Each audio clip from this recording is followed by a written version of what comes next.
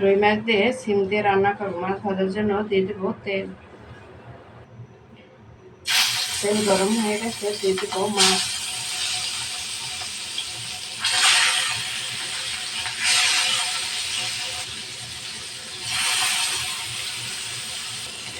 মাছগুলো একবার ভাজা হয়ে গেছে, উঠিয়ে নেব। হালকা ভাজা দেবো, বেশি ভাজবো না।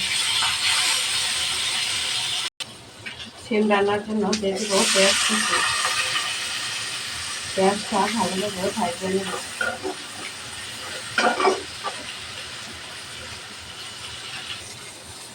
দিয়ে দেবো মশলা।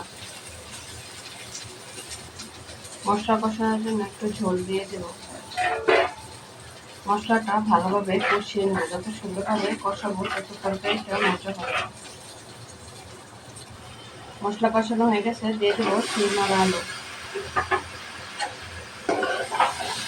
সিমটা 5 মিনিটের মতো কষিয়ে নেব। তারপর সিদ্ধ হওয়ার জন্য ঝোল দেব।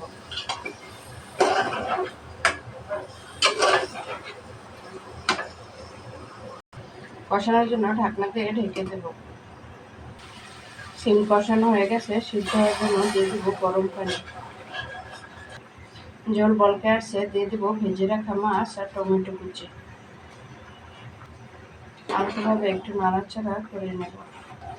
দেখুন সিমের কালারটা কত সুন্দর হয়েছে।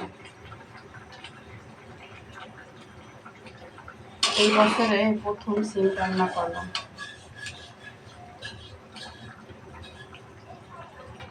সিমটা সিদ্ধ হওয়ার জন্য আরো 5 মিনিট ঢেকে রাখবো। দিয়ে দেবো বিলাতি ধনিয়া পাতা। সিম দিয়ে মাছ রান্না হয়ে গেছে। আমার তরকারি রান্নাটি ভালো লেগে থাকলে শেয়ার করে দিবেন।